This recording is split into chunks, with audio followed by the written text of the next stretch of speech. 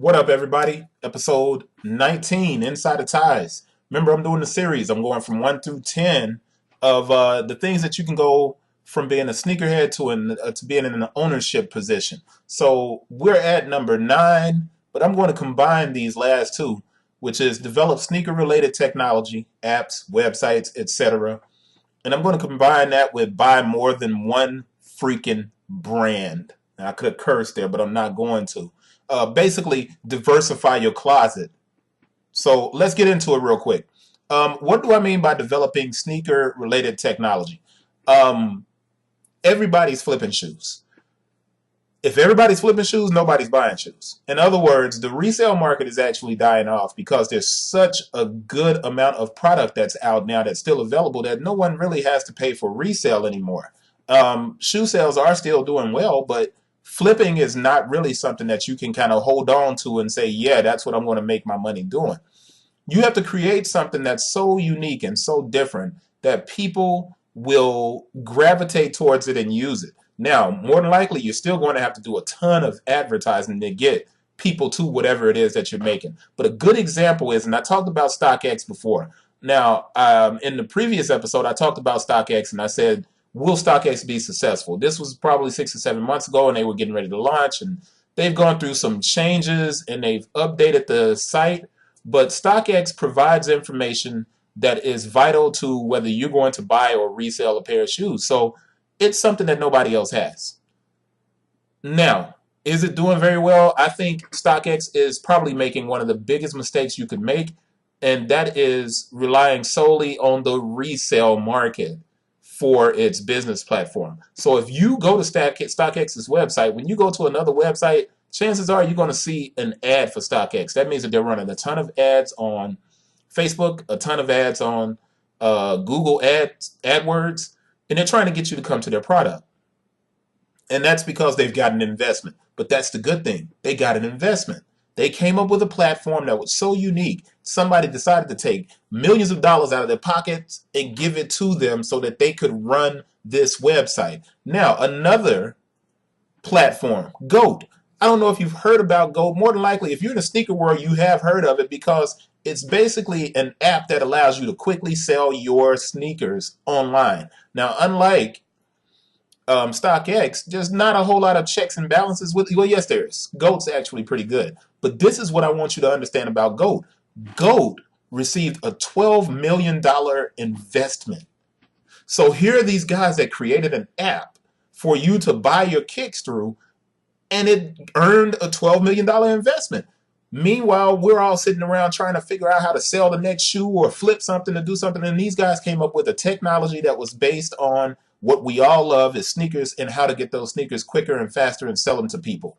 They got that app. They got a $12 million investment. So what does that say about the process of creating new technology? You need to start looking at doing that.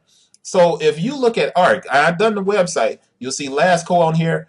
I'm taking a lot of time to build up this website to the point where it is truly the smarter sneaker site. But it doesn't help me at all if I don't get people out there to actually go and visit the website. So I have to actually do some marketing and advertising to get more people to the website.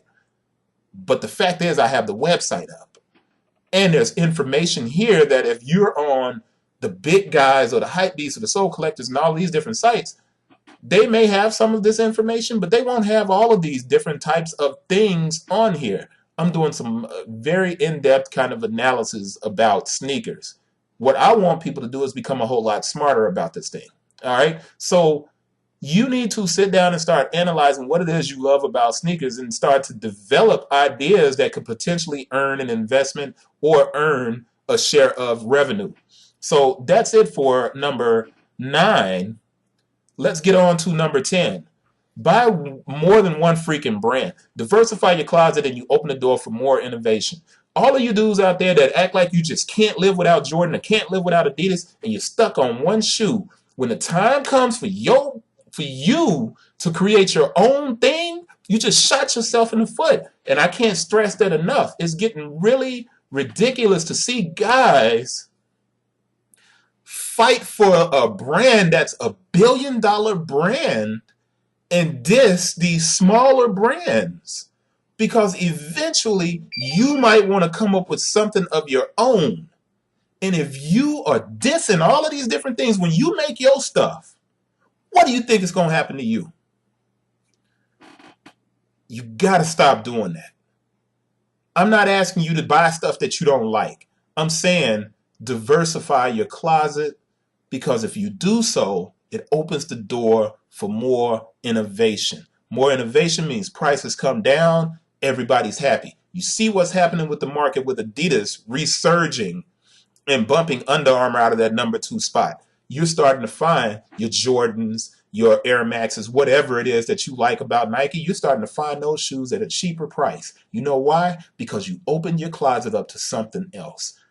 Don't just stick with one brand. There's dope stuff.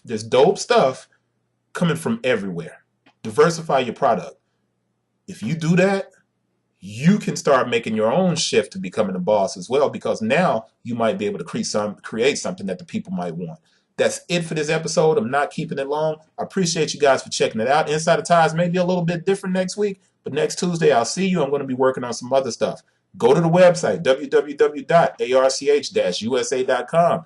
Check it out, bookmark it, share it with your friends. You're going to find some great information there. Make sure you subscribe, share the videos. If you have any questions for me about anything, shoot me some questions, all right? And I will answer them on video, and hopefully it'll help you figure out your next move. Appreciate you guys for watching.